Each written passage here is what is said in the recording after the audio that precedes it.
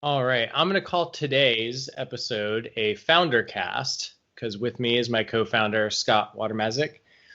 And today in this episode, we wanted to walk through some of the reasons behind KickoffLabs from our perspective, and specifically Scott's perspective, how it fits into his life, how we got started, how we went about that process. And hey, thanks for taking the time today, Scott, and writing out all of these detailed notes about the business. Thanks for having me and letting me get away from my computer, although I guess I still am on the computer.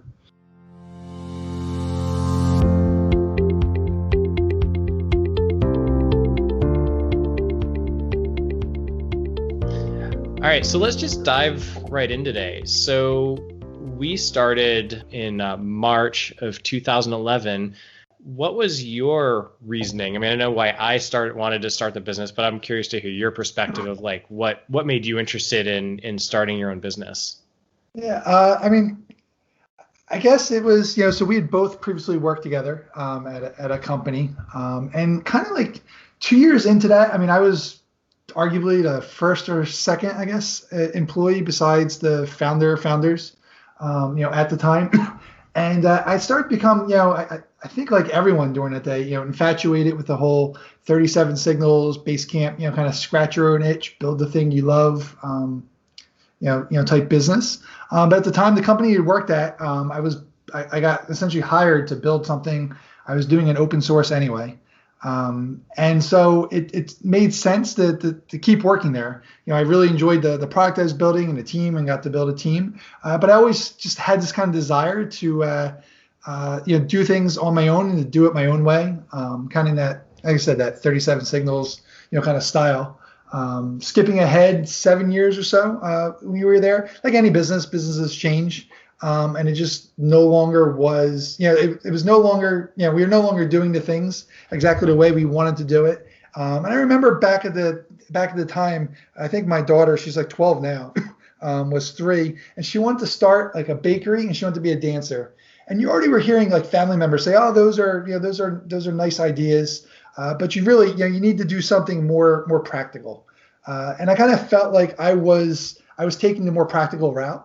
And I wasn't, kind of putting myself out there. Being a developer is kind of easier to kind of jump into something like this because, at the end of the day, if the business wasn't successful, it's still a really good market, for developers. So it wasn't a huge risk, and it just seemed like it was time to get started.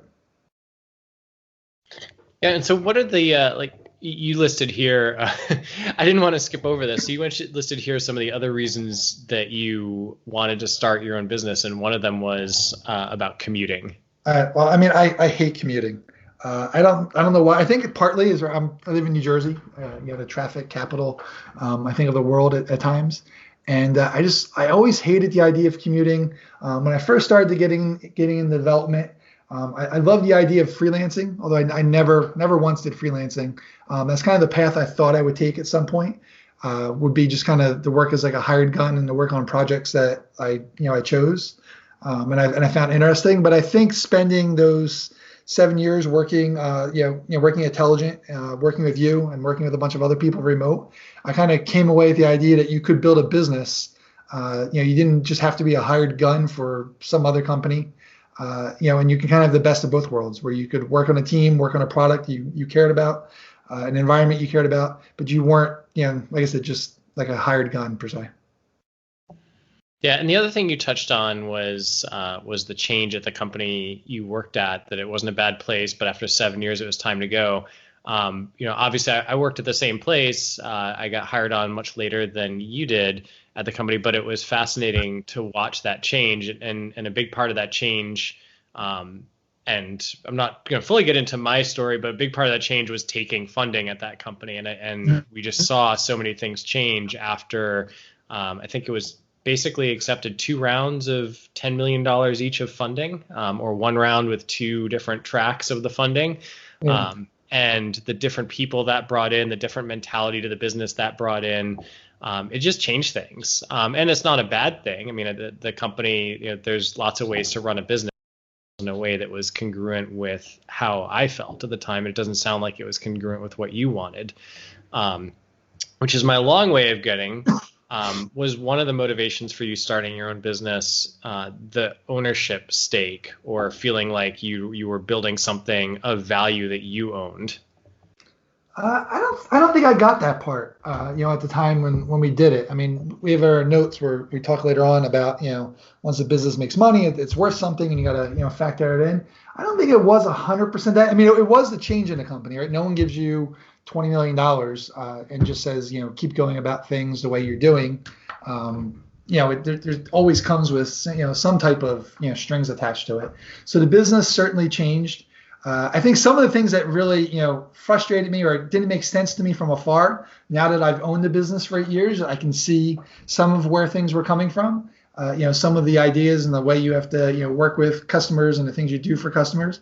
I've always felt, very customer centric, but I don't think I really got it 100% until it was, me, it was, interacting with the customers where somebody was angry about something. And we had that story a couple of weeks ago where someone said, I want to speak with someone else. I'm not happy with how you've explained this. And I was like, you really can't go much further. I was like, I'm, a co-founder and I wrote the feature that, you might disagree with it, but I built it. So there's really no place else to go.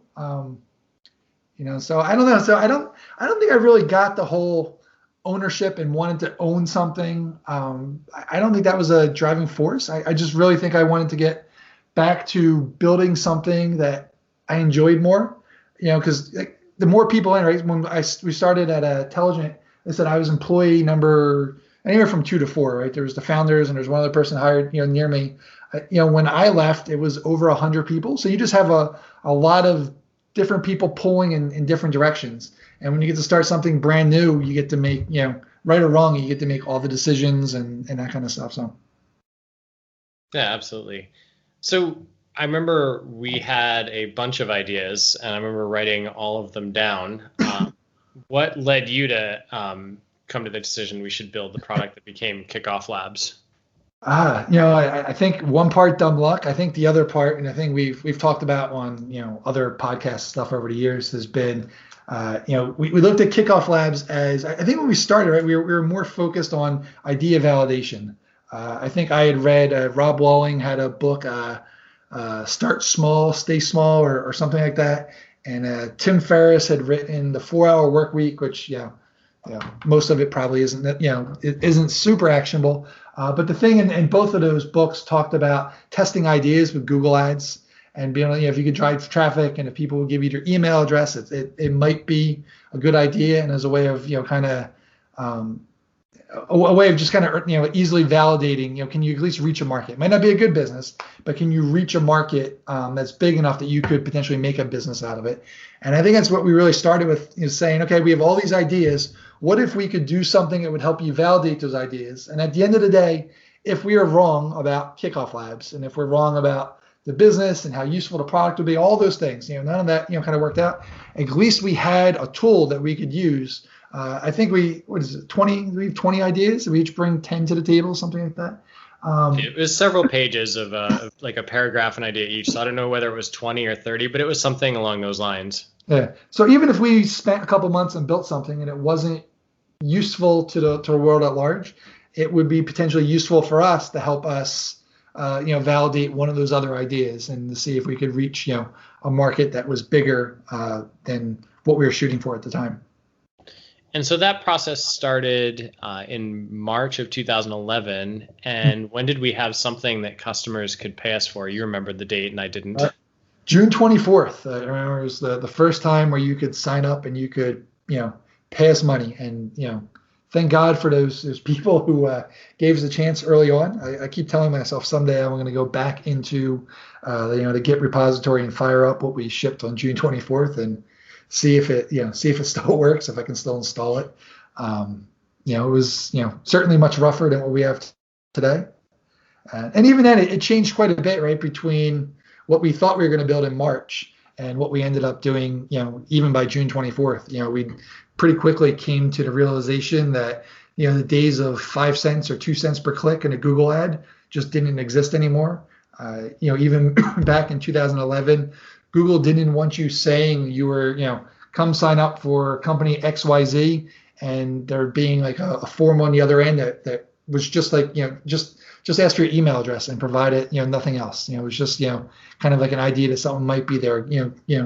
Google really wasn't on board with collecting, blatantly collecting emails like that. And the cost just wasn't, it just wasn't a good idea anymore. Like I said, the 5 and 10 cent clicks just didn't really exist.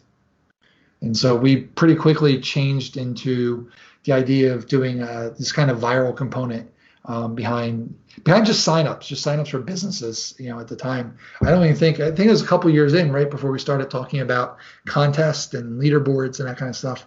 I think at first it was just all about how many referrals could you get, and we did direct and indirect and stuff like that for referrals. So yeah, it was really taking. I mean, looking back on it, it's easy to see now, but I think at the time we were kind of taking steps into, well, if it's harder to validate your business with 5-cent ads and clicks, then you need to make it easier to grow your business with word of mouth. And then I think something that was explained to me in one of the recent episodes we did about how to validate your business on $20 a day, what he said was the thing about the referrals wasn't just that it was growing the business, but it was telling him for each of the businesses that they're testing out and validating, if a business had people telling other people about it, that was another indicator that it could be really successful. And so, it's sort of, I think we kind of, you might say we lucked into it because we certainly didn't do enough customer research to discover that. But the thing that we did do early on, I remember, was we made sure a point to talk to all of the people who were paying us money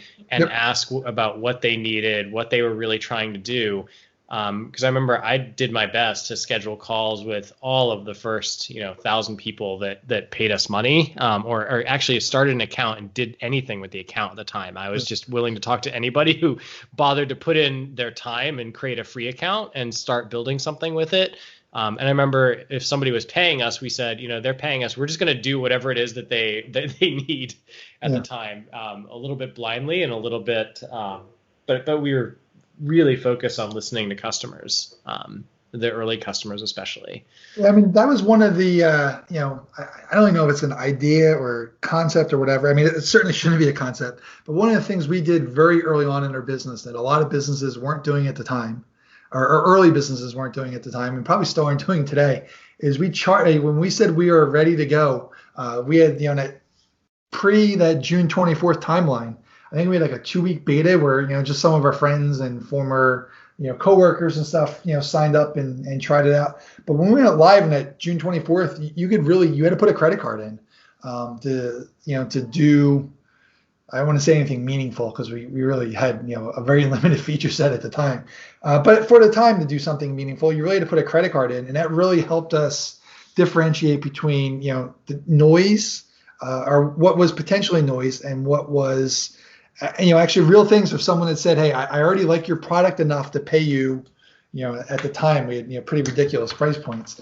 Was it 10, 15, and 25 or something like that? But I'm already willing to pay you $10 or $15.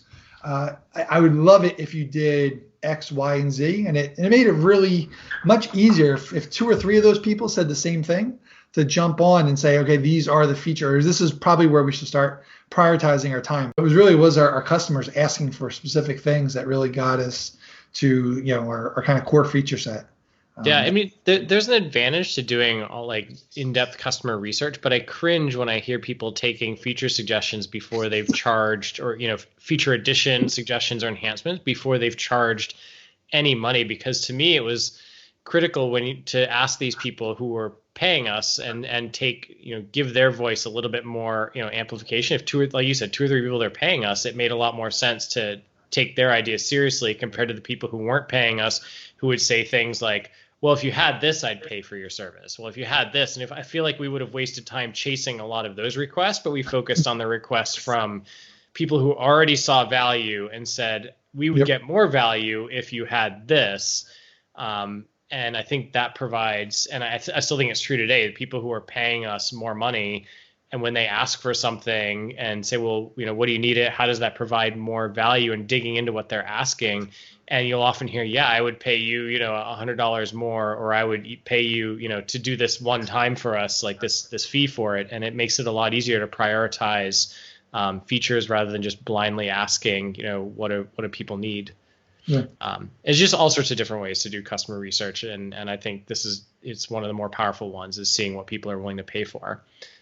So I also got to go with what we were talking about before, where you said, I think it was another Rob Bowling term, was like our distinct advantage or whatever. Right? I mean, we were highly technical people, and so that really worked with what we could do. We could build things relatively quickly and cost effectively, versus a bunch of research and writing it out. We weren't, we didn't have to pay someone else to build it for us.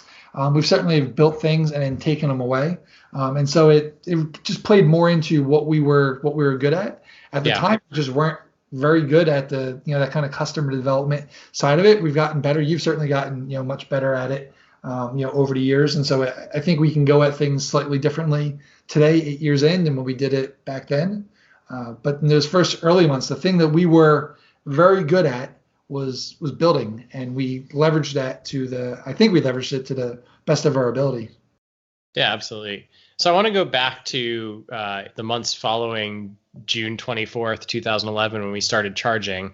And you had quit a well-paying, good-paying job with benefits at the time to go about this. And so, what did your journey look like after that? From your perspective, what did it look like in the first few months to a year afterwards?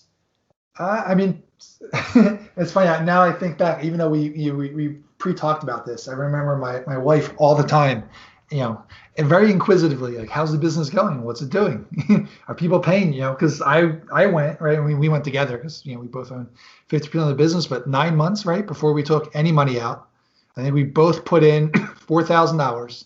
I don't know how we came up with that number, but that was like our starting point, right? We self-funded with $8,000. I think we said we would come back to the idea of putting more in if it was necessary. Although I don't think either one of us, I don't know if that really would have happened if we really burned through that money and went negative on it.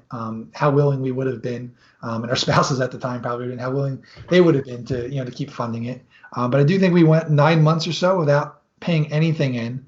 We could see that we were slowly building a little bit of money up in the bank, minus our time, which is something you really have to be cognizant of. It looks like it's the business is making money early on, but it's really not when you have two co-founders who were making decent salaries before are making absolutely nothing.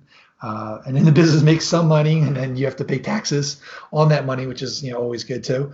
Where you're not taking money out, but technically the business is making money, and being a LLC, it's technically it's your money. So all that kind of boring stuff.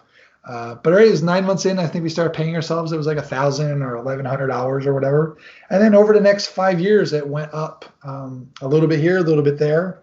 Every once in a while, a nice bump.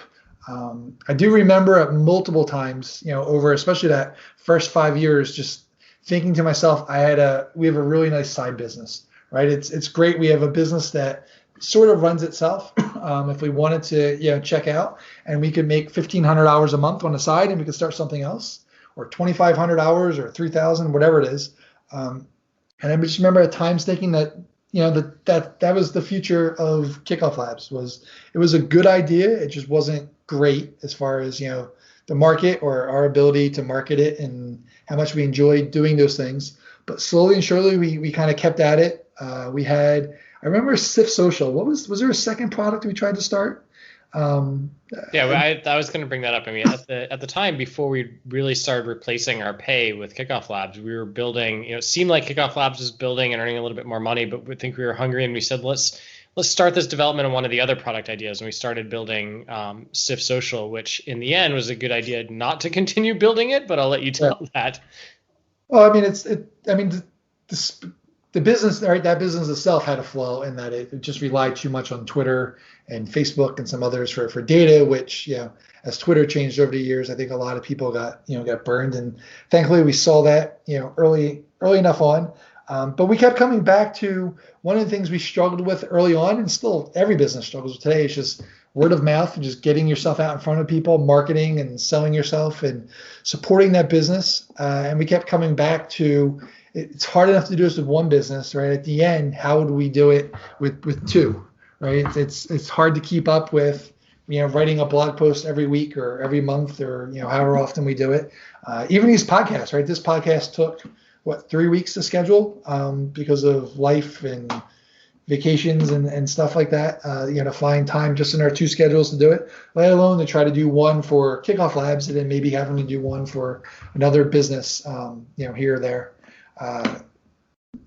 So I don't know, I think I'm off tangent a little bit, but but it did look like for a while it was just going to be a good side business, and then we started to play with some other ideas, things we thought were smarter to build. I remember we did like the idea of SIF Social because we looked at it and said that's a $100 a month product. And I think at the time we were charging, we still weren't charging nearly enough for the product, and we fixed some of that, over the years. We charged a little bit more. We added features we thought were worth charging more for, and experiment with a bunch of different things.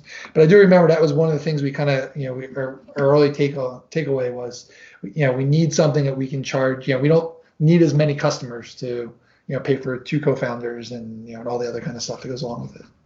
So you say in a note it took close to 5 years to earn what you were making as a full-time employee before, but there were other benefits to running KickoffLabs Labs to you over that stretch that made it worthwhile. And so what are those kind of benefits? I mean, complete control of my schedule, getting to be involved, with my children in everything they do, almost as, not almost, definitely as much as I want to do it, right? I can be there for, getting on and off the bus and drop-offs and lots and lots and lots of dance classes and all sorts of stuff like that. But always having control of the schedule. I think the thing, and this gets back into one of your early questions about, kind of ownership, and a part I didn't get with the business was that, all along, building it, even if it was just like a $5,000 a month business, it's still that revenue stream. It was something that we could sell if we wanted to in the future, something we could back away from, and it would still keep running. As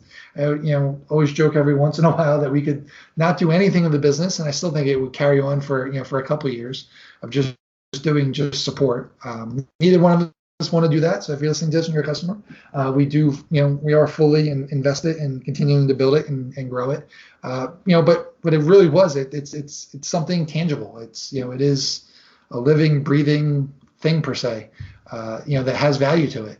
And that's certainly something I didn't comprehend, early on when I first started. It took a couple years, like I said, till it was making a couple $1,000s a month, where I was like, it could be a side business, or it could be something we could flip to have revenue to jumpstart something else, or to just get out of the business, entirely if life took us in a different direction, Mm-hmm. And I mean, I agree with everything you're saying. I mean, it's amazing the what I take for granted now when I talk to people that have, I would say traditional full-time jobs. I mean, just, if you go through, personal struggle in life, or you go through a time period that's challenging for one reason or another. I mean, there's not like a big, there's not an HR department to go and request, hey, I need to take, time off and not work. But then also, I mean, I went through some difficult personal times, getting separated, divorced, whatever you want to call it, a couple of years ago. And the advantage to the business to me was, I mean, I remember you just saying, just take the summer off. I remember you just telling me that, and I didn't end up taking the summer fully off. But I remember, and I think if I was, working in a company and I needed like mental downtime, I would have struggled to request it. And it would have been more of a fully on, fully off thing, when the reality is I needed something to distract myself. Like I needed to, even if I couldn't mentally focus much, I needed to log in and do support tickets, just something where I could do, and I could play in the business where I had the mental capacity to play and not do things that, were, too stressful for me. But I was able to do that for a period of a few months, to the point where I could start sleeping again. And that's a huge benefit. And the revenue didn't go down over that time. If anything, it was proof I didn't actually need to work in the business for a while. But like you said, I think things just were set up in a way that, we had that freedom at that point to be able to take breaks like that if it was needed. The Yeah, I mean, I next, would say I could. I've always said, or not always. Right, the last couple of years, I said I could do whatever I need to do to to help my family, right? To put food on the table and a roof over their head or whatever. So that involved me working at some business 9 to 5 or whatever, and that's what I had to do. That's what I'd have to do. It's not certainly people go through much worse than especially for what I do for a living, right? Just getting to build things on a computer, just Mhm. moving bits from here to there and kind of getting paid for it. But outside of that, I think I would really struggle having to have some 9 to 5 routine. I drive my youngest now is 4, and I drive her to preschool or daycare like every day. And if I get stuck behind a school bus and it's only 4 miles, it's like the end of the world. I really don't know what to do with myself around like I'm only driving like I said 8 minutes away or whatever, but if it feels like it takes forever. And then God forbid I get stuck behind a bus. It feels like such a horrible experience, and people still do drive. Before we moved to where we moved a couple years ago, my wife was driving 60 miles each way. I would just struggle so hard to kind of not have that that control anymore. yeah, that's it. It's a huge benefit, that control and that freedom of time. Also, I mean, when we've hired people in the past, and just remember, like, if once you get to this stage with your business, it's a selling point. I mean, there's startups that can hire people and say a selling point is the potential to be a unicorn and strike it rich. But the reality is that's kind of rare. Whereas in a bootstrap business or a more sustainable business, I don't know if that's the right word. I think people still struggle with these definitions. But in a business like this, and I think what we've been we modeled by with like 37 signals is that it becomes a huge benefit to tell people like, hey, if your kids have a soccer game, you should go to that soccer game. I mean, this is the business is here to support our lives and lives of people that work for us, not the other way around. Mm, agree. You so one of the notes you have under bonuses, and the bonus section was for people that are thinking about going down this journey.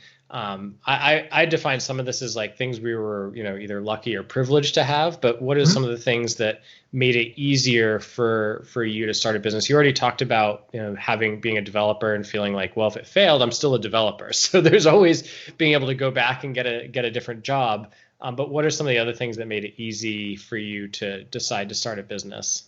Yeah, I don't even want to call them like advantages, right? Because I don't know. I don't want to get into too much like who's advantage for this and that or whatever. But yeah, I looked at it as I did plan for I said kind of 2 years into the Telligent experience, right? So that would have been 2005ish, 2006ish.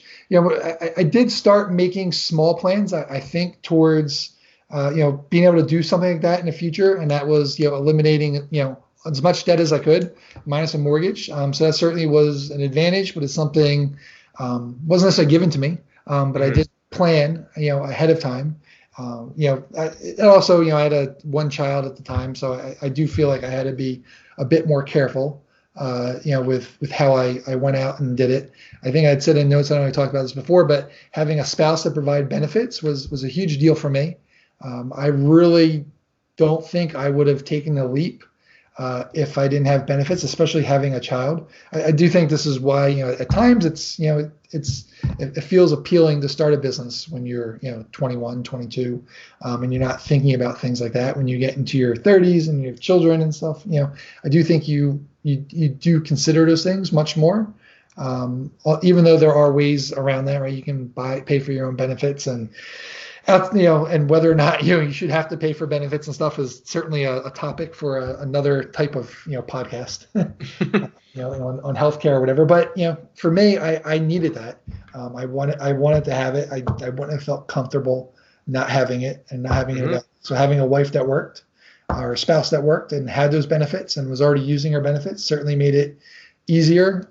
Having a little bit of a nest egg, like I said, we both put in money to the business. So it didn't necessarily start negative. I had a mortgage, but we had paid off our cars and didn't have credit cards and had gotten out of student debt and all those other kind of, boring, adult things. It certainly made it easier. I do think at times too it helps. I know other people that still have those things, and it does help keep them focused a bit more. Where they know they have to come in, and this business has to start making money in 6 months because the debt's piling up. For me, I don't know if that would have been enough of a motivating factor. I liked having the idea of I had a kind of a clean slate. I was giving up I was giving up what's the term for it? Potential earned revenue or whatever, but I wasn't negatively depleting a whole bunch of stuff from there.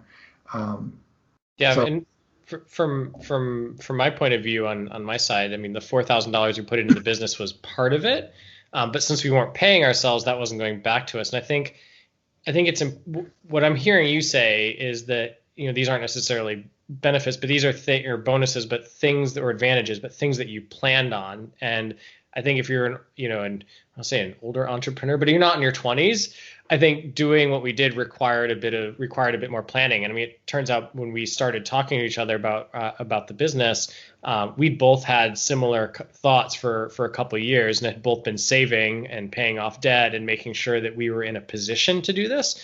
So to say like, oh, it just took $4,000 to put in the business is a little misleading, because I think at least in my case, I'd saved enough money. So, I'd figured out and done the math of like, okay, what's the minimum I need to contribute to my family so that we can continue to pay the mortgage? Correct. And what's the runway that I can afford to save up for, and say if I made no money for X number of months and I tried to space it out to as close to a year as I could, and say I'll give myself a year at this minimum runway. So the business, even though it wasn't paying us, it was still on a runway, at least from my perspective of I've got a year to start replacing this revenue that I've got because I'm saved up enough to pay for this for a year. But after that, if we hadn't started pulling in some money, we would have had to start, freelancing or taking on like a side jobs or something like that to extend the runway. Thankfully, we didn't get to that point. But what I was trying to get at is I think you and I both were very practical about it. It wasn't like, hey, let's go start a business, and next week we started a business. I mean, I think we both had been thinking the same thing for years, and I think anybody can do what we did. There was no magic sauce or secret to the way that we went about leaving good jobs, and in both our cases having a wife and kids, and there was no secret to it other than it took a couple years of planning to do. Yeah. I mean, just in case she does listen to it someday, I do have to shout out to my wife.